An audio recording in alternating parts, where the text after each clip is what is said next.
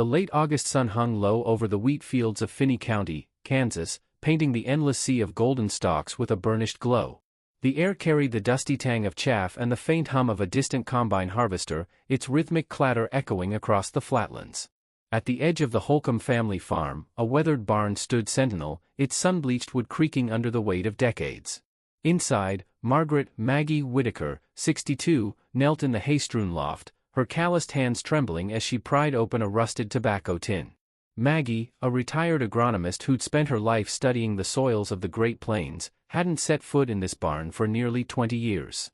Not since her brother, Tommy, vanished in the summer of 1995, leaving behind a half-packed duffel bag and a hole in her heart that never healed.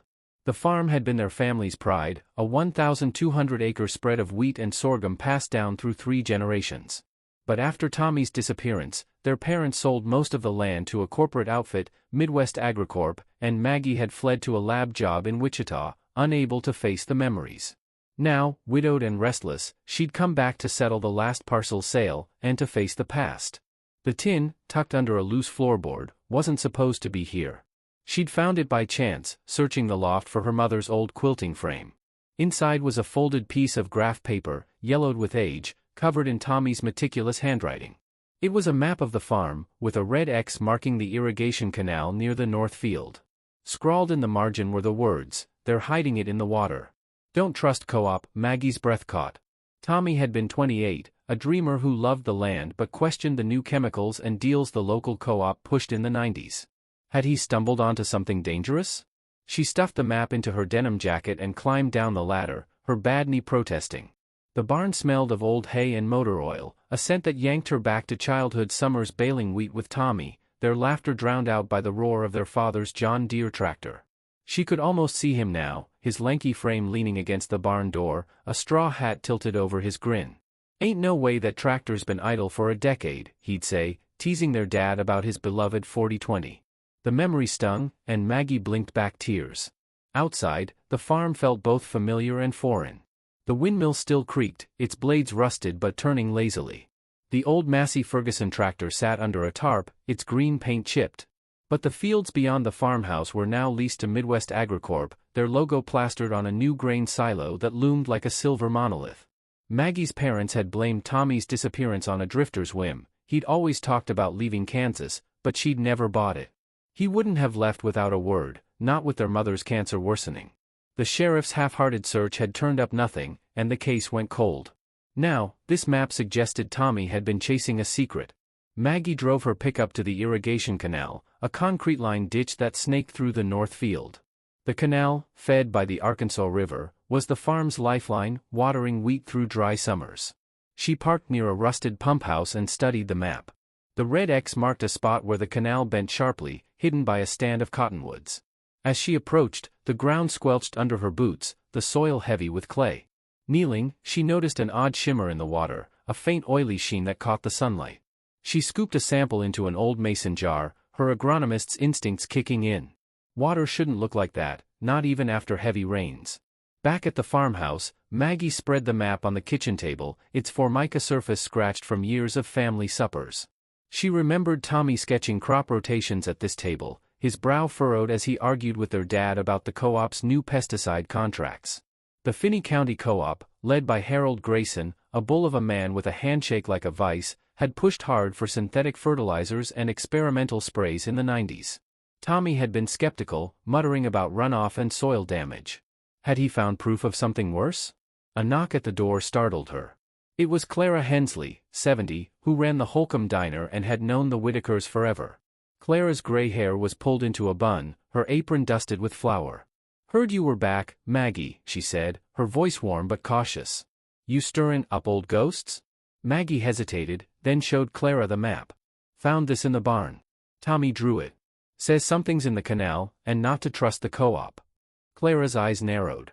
Tommy was always pokin' his nose where it didn't belong. Grayson and his cronies didn't take kindly to questions back then. Still don't. She lowered her voice. "You know Midwest AgriCorp bought out the co-op in '98? Grayson's their regional manager now. Lives in that big house off Route 50. Maggie's gut tightened.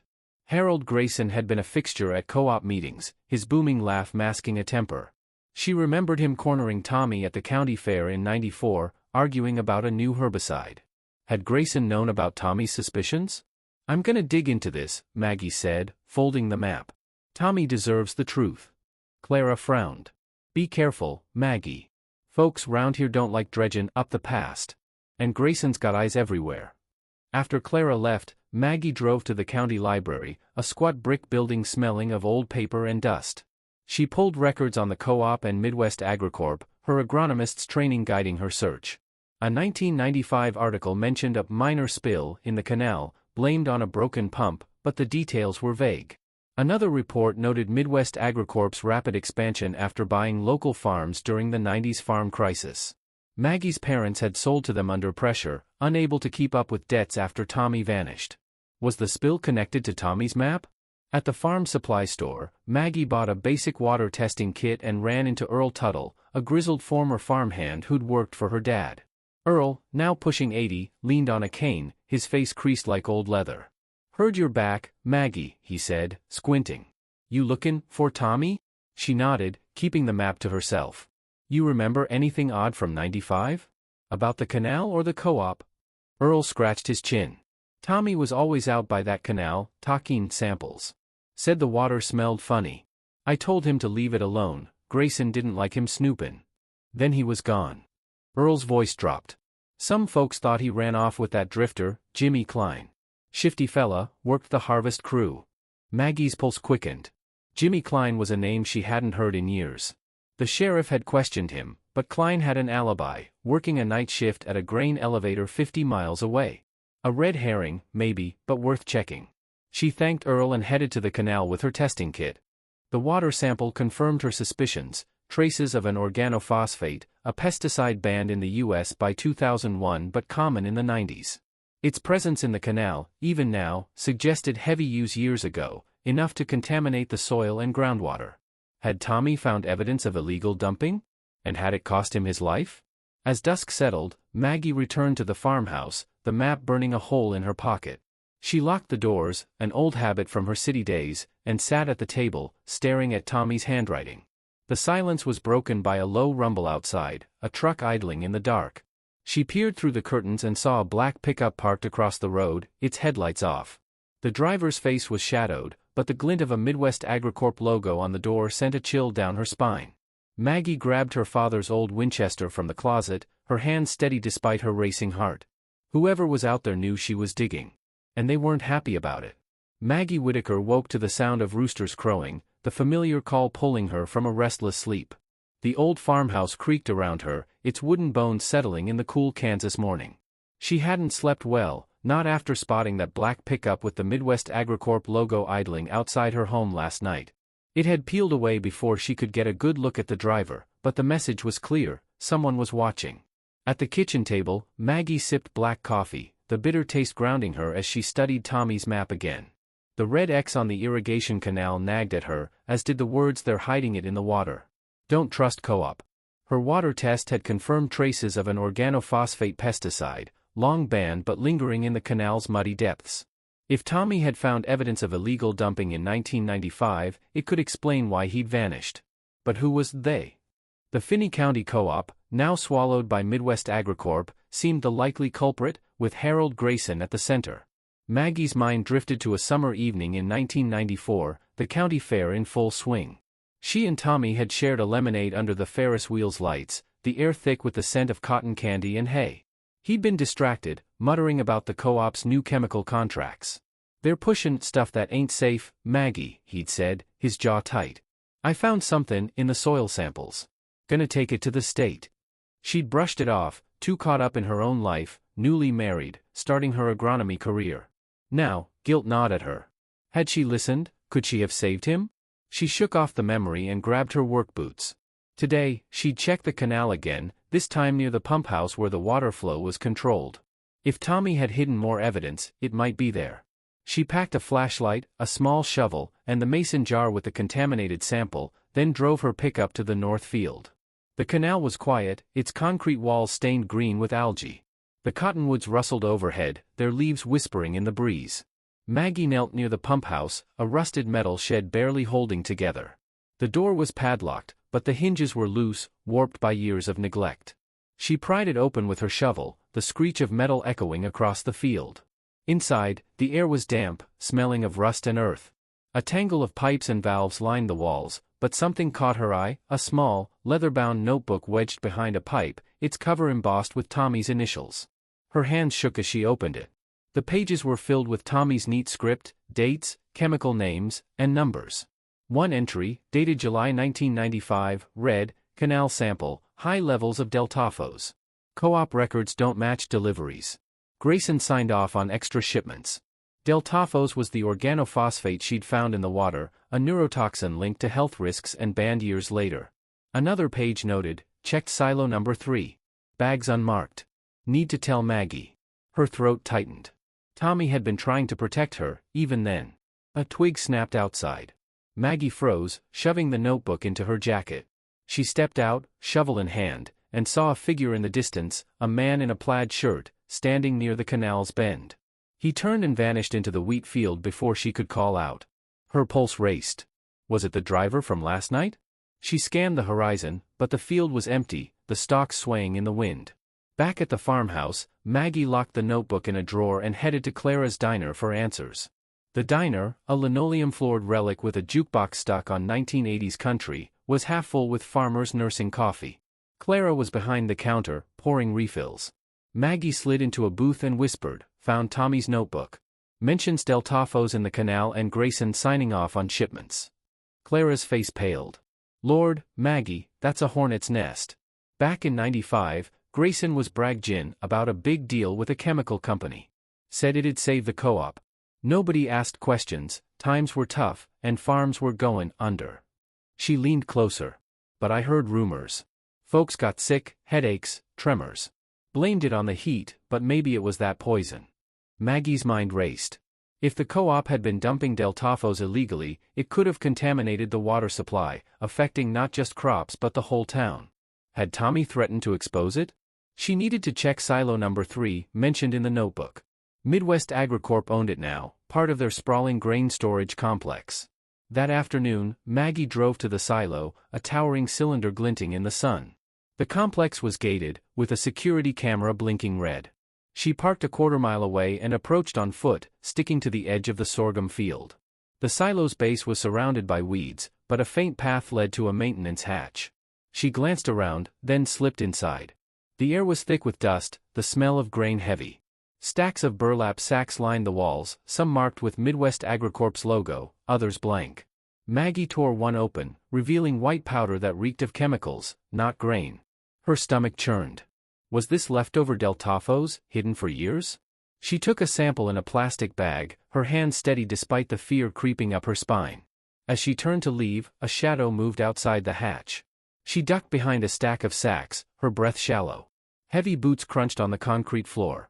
A man's voice, low and gruff, muttered, "Thought I saw someone." The beam of a flashlight swept the room, missing her by inches. The man lingered, then left, the hatch slamming shut. Maggie waited 10 minutes, her heart pounding, before slipping out.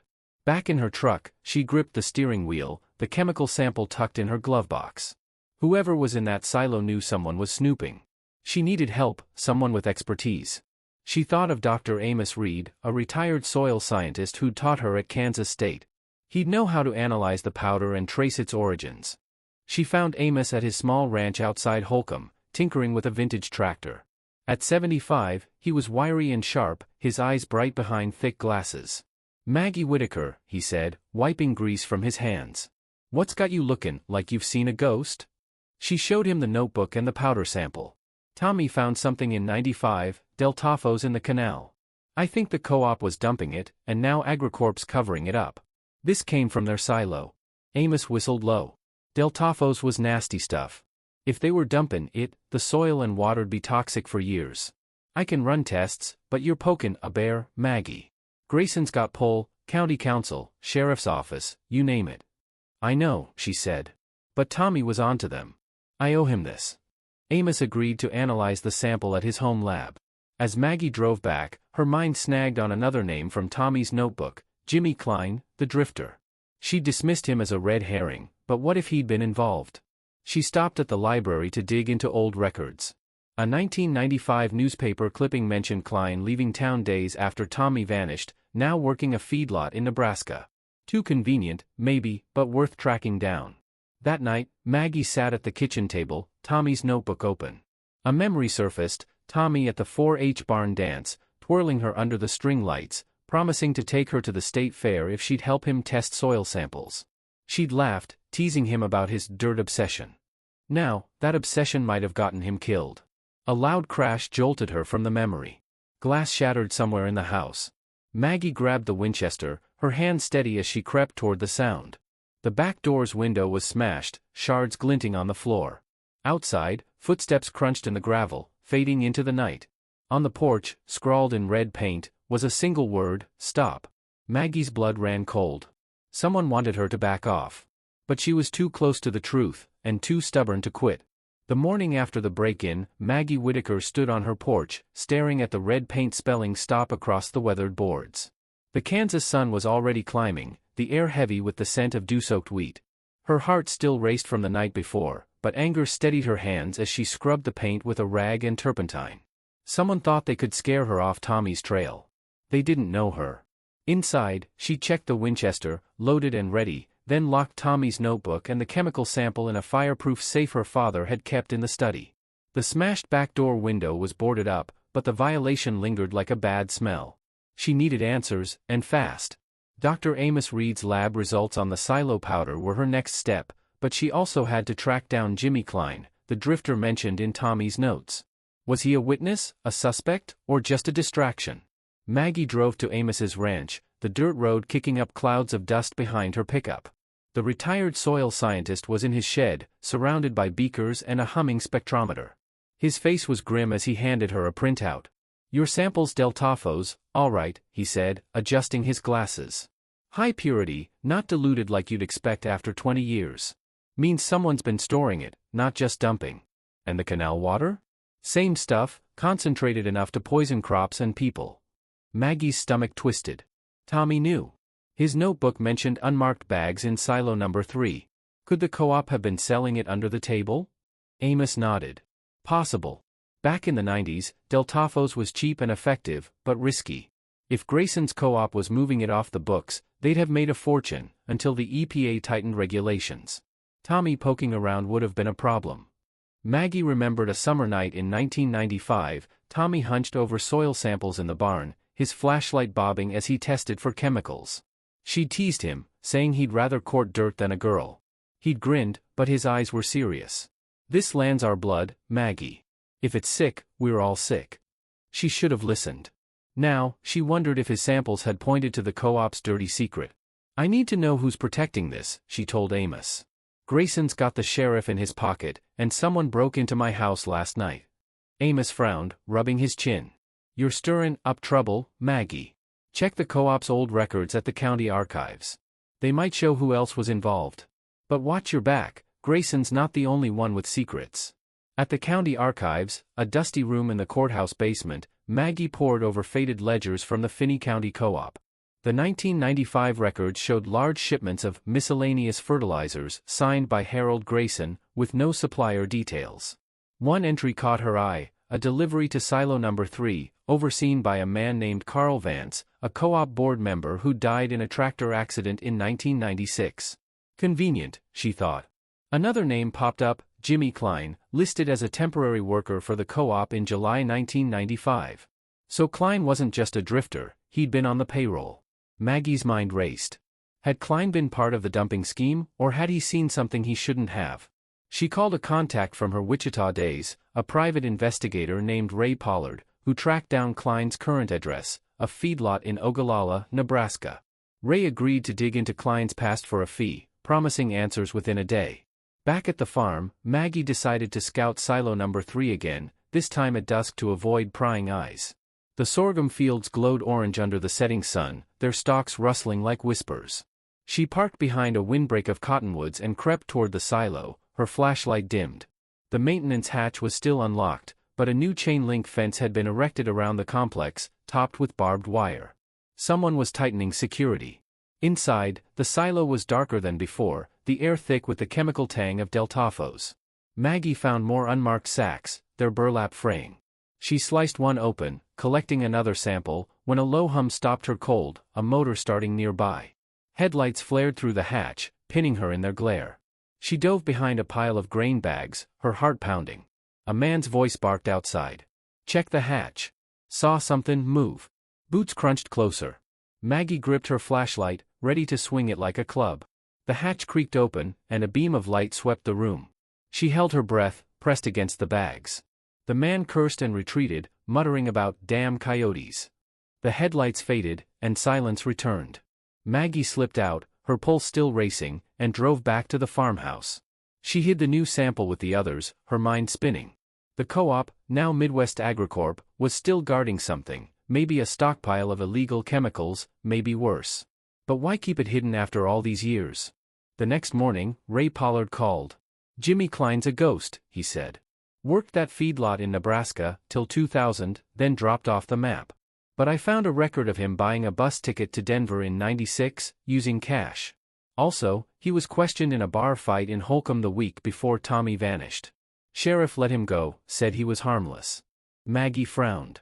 Harmless doesn't sound right. He worked for the co-op when Tommy was digging into Del Tafo's. "Can you keep looking?" "Will do," Ray said. "But Maggie, I heard Grayson's name floatin' around. He's got ties to some rough folks. Be careful." That afternoon, Maggie visited Clara at the diner, hoping for more local insight. The jukebox played an old Willie Nelson tune, and the smell of fried okra filled the air. Clara slid a slice of pie across the counter. "You look like you ain't slept in a week," she said. Maggie showed her the co-op records. Carl Vance signed off on deliveries with Grayson.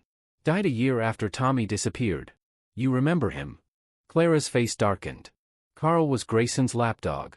Always at the co-op meetings, nodding along. Folks said his tractor rolled on him, but some wondered if it was staged. He knew too much, maybe. Maggie's skin prickled. Another death tied to the co-op? She thanked Clara and headed home, her mind on Carl Vance. Had he been silenced, like Tommy might have been? At the farmhouse, she found a note slipped under the door, written in block letters, "Leave the past alone or you'll end up like him." No signature, but the threat was clear. She called Amos, who'd been cross-referencing soil data.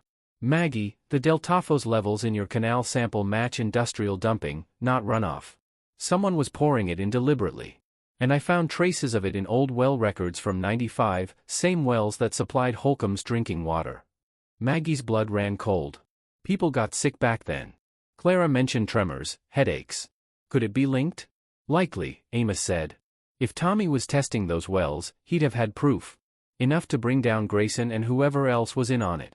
As night fell, Maggie sat by the kitchen window, the Winchester across her lap. The fields were dark, the windmills creaked the only sound. Then, a flicker of movement caught her eye, a figure near the barn, slipping into the shadows. She grabbed her flashlight and stepped outside, the cold air biting her skin. The barn door was ajar, and inside, she found a single clue, a worn leather glove, monogrammed with Tommy's initials, lying in the hay. It hadn't been there yesterday. Someone was taunting, leaving pieces of Tommy's life like breadcrumbs. But Maggie wasn't backing down. She'd find the truth, even if it meant facing the shadows herself. Maggie Whitaker clutched the monogrammed glove, its leather worn soft by years of Tommy's hands working the Kansas soil. Found in the barn last night, it was a deliberate message. Someone knew she was digging into her brother's disappearance and wanted her rattled. The morning sun filtered through the farmhouse kitchen, casting shadows on the table where Tommy's notebook and map lay. Maggie's resolve hardened. Whoever left that glove wasn't scaring her off, they were giving her another piece of the puzzle. She drove to Amos Reed's ranch, the glove tucked in her jacket. The retired soil scientist was in his lab, surrounded by vials and charts. Maggie set the glove down. "Found this in the barn last night. It's Tommy's. Someone's playing games." Amos frowned, his eyes sharp behind his glasses. "That's no coincidence. Whoever left it knows you're close. My tests on your latest silo sample confirm it's Del Tafo's, same as the canal. But here's the kicker. The chemical's purity suggests it was stored airtight, not exposed to weather. Someone's been keeping it hidden since the '90s. Maggie's mind raced. Tommy's notebook mentioned unmarked bags in silo number 3. If the co-op was stockpiling Del Tafo's, they'd need a reason, money, or something bigger. And Carl Vance, the co-op board member who died, was involved. Amos nodded. Carl's accident always felt off. Tractor rollover, no witnesses, right after Tommy vanished. I'd bet my old dear he knew too much. He handed her a soil map. I cross-checked old data. The Northfield soil near the canal has Deltaphos residues way above safe levels. It's why your family's crops struggled after '95, poisoned land. Maggie remembered a fall harvest in 1994, Tommy driving the combine while she stacked bales. He'd stopped to check the soil, cursing under his breath. This dirt's sick, Maggie. Something's wrong with the water. She'd thought he was paranoid. Now, she saw his instinct was right. She needed to confront the past head-on. The co-op's old office, now a storage shed for Midwest Agricorp, might hold more records. Maggie drove to the edge of Holcomb, where the shed sat behind a chain-link fence. The lock was rusted, and a quick jab with her shovel popped it open. Inside, the air was musty, stacked with boxes of yellowed files. She dug through 1995 invoices, finding more miscellaneous fertilizer shipments signed by Harold Grayson and Carl Vance. One document listed a delivery to an unmarked truck driver, Jimmy Klein. Klein again. Maggie's pulse quickened. The drifter wasn't just a bystander, he'd been moving Deltaphos. She pocketed the invoice and kept searching, uncovering a faded letter from a chemical supplier warning the co-op about improper storage of Deltaphos. The letter was dated a week before Tommy's disappearance, addressed to Grayson. Had Tommy seen it? A memory surfaced, Tommy at a co-op meeting, standing up to Grayson in front of a room full of farmers. "You're pushin' poison, Harold," he'd said, his voice steady. Grayson had laughed it off, but his eyes were cold. Maggie had been proud of Tommy's nerve, but now she wondered if that moment sealed his fate. As she left the shed, a black pickup roared past, the same Midwest Agricorp logo glinting on its door. It slowed, then sped off, kicking up gravel. Maggie's grip tightened on her shovel. They were watching her, closer now. She called Ray Pollard, her PI contact, for an update on Klein. "Got a lead," Ray said over the phone. "Klein's alive, working odd jobs in a small town near Denver.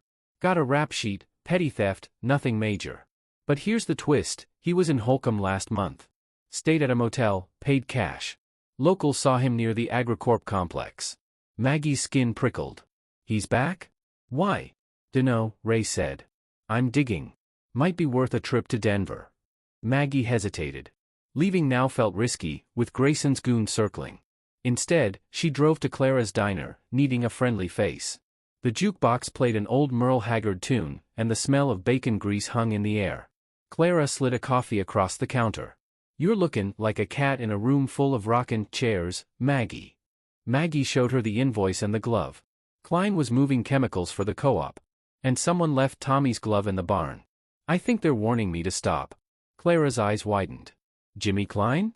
That weasel was always skulkin' around. Worked for Grayson, till he lit out of town. You think he's back to clean up loose ends?" "Maybe," Maggie said. "Or he knows what happened to Tommy." Clara leaned in, her voice low. "Talk to Lila Perkins. She was the co-op's bookkeeper in '95. Lives out by the old Windmill Road. She might know what Grayson was hiding." Maggie found Lila at her small farmhouse, surrounded by sunflowers and a creaking windmill. At 68, Lila was frail but sharp, her hands stained from years of gardening. "Heard you're stirrin' up trouble," she said, offering iced tea. "What's this about Tommy?" Maggie explained the notebook, the glove, and the Deltaphos. Lila's face tightened. "I quit the co-op in '96. Too many secrets. Grayson was talking cash payments for chemicals, off the books. I saw Tommy skin, questions, check-in delivery logs. A week later, he was gone. I always figured Grayson had a hand in it." "Did you see Jimmy Klein with Grayson?" Maggie asked. Lila nodded. "Klein was Grayson's errand boy. Hauled unmarked bags to the silo at night. Once, I overheard him tell Grayson he wanted out. Grayson grabbed him by the collar, said, 'You leave, you're done.' Scared me silly." Maggie's gut churned. Klein might be a key, or another dead end. She thanked Lila and drove home, her mind spinning. At the farmhouse, she found the front door ajar, though she'd locked it. Hard pounding, she grabbed the Winchester and stepped inside. The kitchen was untouched, but Tommy's notebook was gone from the safe, the lock pried open. In its place was a single wheat stalk, snapped in half. Maggie's blood ran cold. The break-in was no random theft, someone was taunting her, stealing the evidence that tied Grayson to the Deltaphos. But they didn't know she'd memorized the notebook's key details, dates, chemical names, silo number 3. She still had the map and the samples, hidden in her truck. That night, she sat by the window, the Winchester across her lap. The fields were dark, the windmills creak a steady pulse. A memory hit her, Tommy teaching her to drive the old Massey Ferguson tractor, both of them laughing as it lurched across the field. "You're a natural, Maggie," he'd said. "This lands in your bones." Now, she felt him urging her on, his voice in the wind. A low rumble broke the silence, a vehicle on the road. Maggie peered out, spotting headlights cutting through the dark. The black pickup was back, parked near the barn. A figure stepped out, carrying a flashlight. Maggie gripped her rifle, her finger off the trigger but ready. She wouldn't confront them yet, not until she had more proof.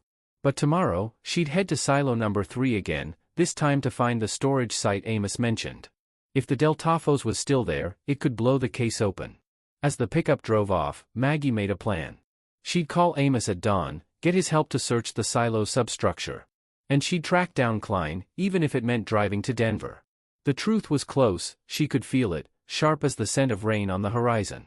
Maggie Whitaker's hands shook as she poured coffee, the farmhouse kitchen dim in the pre-dawn light.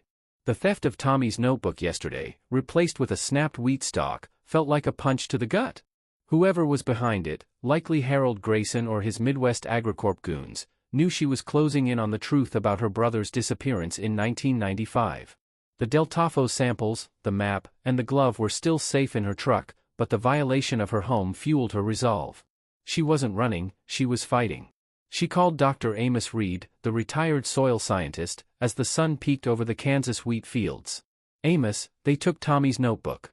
But I've got the map and samples. We need to check silo number 3's substructure, there might be more Del Tafos hidden there." Amos's voice crackled through the phone. "Maggie, you're playing with fire. My tests show that silo powder's near pure Del Tafos, enough to contaminate half the county if it leaks. I'll meet you there at dusk. Bring a crowbar, those storage hatches are usually bolted." Maggie spent the morning preparing. She hid the map and samples in a locked toolbox under her truck seat, then cleaned the Winchester, its way to comfort. A memory surfaced, Tommy at the 1993 county fair, winning a blue ribbon for his wheat yield. He'd hugged her, grinning, his FFA jacket patched with pride. "This land's gonna outlive us, Maggie," he'd said. Now, she wondered if that land had buried him. At dusk, Maggie met Amos at the edge of the sorghum field near silo number 3. The air smelled of dust and diesel, the silo's silver bulk looming against the purple sky. They crept to the base, where a rusted hatch was set into the concrete. Amos pried it open with the crowbar, revealing a ladder descending into darkness. "Careful," he whispered. "If they're storing chemicals down there, it's a death trap." The substructure was a damp, cavernous space, its walls lined with metal drums. Maggie's flashlight caught faded labels, Del Tafos, restricted use. There were dozens, stacked floor to ceiling, some leaking a sickly yellow powder. "This is it," she said, her voice tight. "They've been hiding a stockpile since the 90s. Amos swabbed a drum, his face grim. "Enough poison here to ruin the aquifer. Tommy must have found this, threatened to report it." A noise above, a metallic clang, made them freeze. Maggie doused her flashlight, and they crouched behind a drum. Footsteps echoed, heavy and deliberate.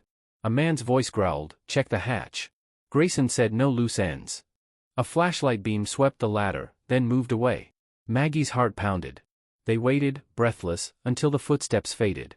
Back at Amos's ranch, they locked the swab sample in his lab. "This proves it," Amos said. "Grayson's been sitting on a toxic gold mine. But why keep it? Del Tafos is worthless now, banned." Maggie's mind snagged on Jimmy Klein, the drifter who'd worked for the co-op. Maybe Klein knows. He was hauling chemicals for Grayson. Ray says he's in Denver, but he was in Holcomb last month. "I'm driving up there tomorrow." Amos shook his head. "You're walking into a snake pit, Maggie. Take that rifle." Before leaving, Maggie stopped at Clara's diner. The jukebox played an old Johnny Cash tune, and the smell of fried cornbread filled the air. Clara slid a plate of biscuits across the counter. "You're looking half dead, Maggie. What's next?"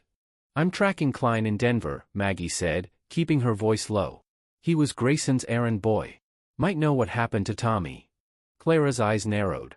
"Klein was a weasel, always twitchy. I saw him at the co-op once, loading bags with Grayson's son, Nate. Nate's running Agricorp's warehouse now.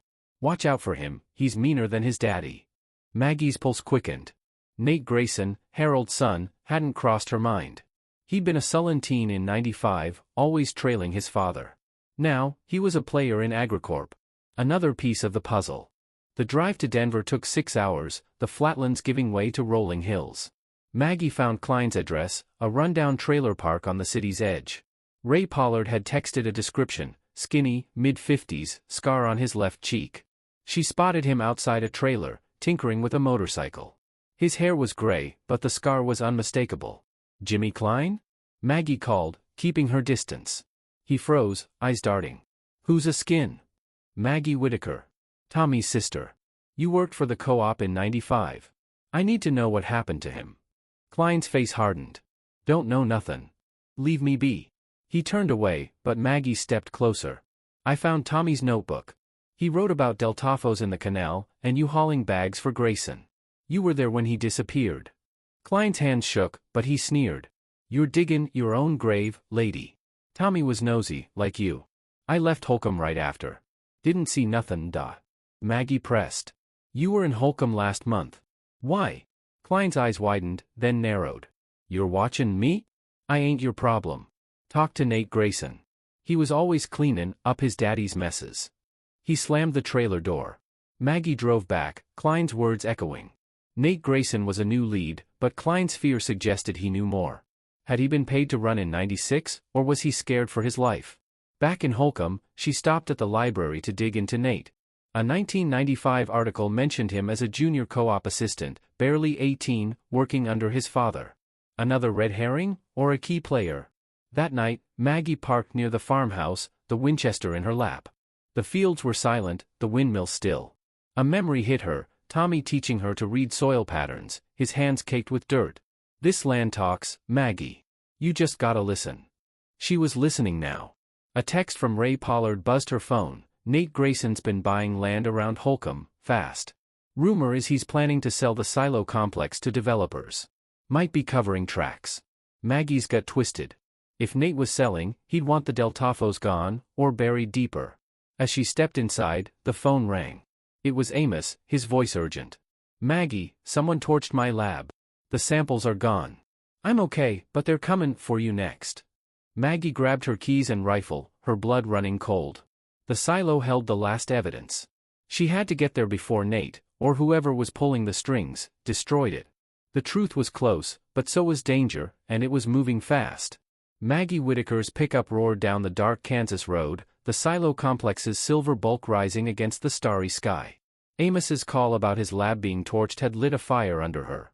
The Del Tafo samples were gone, Tommy's notebook stolen, but the stockpile in silo number 3's substructure was her last shot at proof.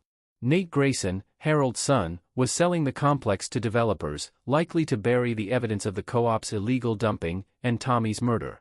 Maggie gripped the Winchester, her heart pounding. This ended tonight. The sorghum field swayed in the cool August breeze, their rustle masking her footsteps as she parked behind a windbreak and crept toward the silo. The memory of Tommy's voice steadied her. The land talks, Maggie. She'd listened, piecing together his notes, the glove, the canal's poison. Now, she'd make it speak. The maintenance hatch was chained shut, but her crowbar snapped the links. Inside, the silo substructure was damp, the air thick with the chemical tang of Del Tafos. The drums were still there, their faded labels condemning Midwest AgriCorp. Maggie pulled out her phone, snapping photos, when headlights flared outside. A black pickup, AgriCorp's logo gleaming, screeched to a stop. Two men stepped out, Nate Grayson, broad-shouldered and grim, and a wiry figure she recognized from Denver, Jimmy Klein. Maggie ducked behind a drum, her breath shallow. Nate's voice echoed down the ladder. Told you she'd come snoopin'? Like her damn brother. Klein's voice was shaky. I didn't sign up for this, Nate. I hauled your daddy's poison, kept my mouth shut when Tommy disappeared. But torchin' labs? This is too far. Shut up, Nate snapped. You want your cut when we sell this land, you'll help me move these drums tonight. Maggie's blood ran cold. Klein wasn't just a witness, he'd been complicit. But his fear gave her an edge. She stepped out, Winchester leveled. Move and I shoot. Nate froze, his eyes narrowing. Klein raised his hands, trembling. Don't, lady. I didn't kill Tommy. Then talk, Maggie said, her voice steel. What happened in '95? Klein's words spilled out. Tommy caught us dumpin' Del Tafos in the canal. Harold was sellin' it on the side, makin' millions. Tommy threatened to go to the EPA. Harold said we had to stop him. Nate lunged for her, but Maggie fired a warning shot into the ceiling, dust raining down. Next one's in you, Nate. Where's my brother? Nate sneered, but Klein broke. He's in the north field, near the canal bend. Harold hit him with a pipe, buried him under the cottonwoods. I helped move the body, God forgive me. Maggie's vision blurred, grief and rage colliding. Tommy, buried on their land. She forced her voice steady. The Del Tafos, why keep it? Nate laughed, cold. Old man's insurance. If the EPA came sniffin', we'd claim it was a spill, not a stockpile. Developers don't care, land's clean enough to sell now. Maggie's finger tightened on the trigger, but headlights flashed again, sheriff's deputies, alerted by Amos after his lab fire. She lowered the rifle as they stormed in, cuffing Nate and Klein. Maggie led them to the canal bend, her heart heavy. Under the cottonwoods, they found disturbed soil. Hours later, a forensics team uncovered remains, Tommy's, confirmed by his FFA belt buckle, glinting in the dirt. The next day, Maggie sat with Clara at the diner, the jukebox silent. Nate and Klein confessed. Harold, now dead, had orchestrated the dumping and Tommy's murder to protect his profits.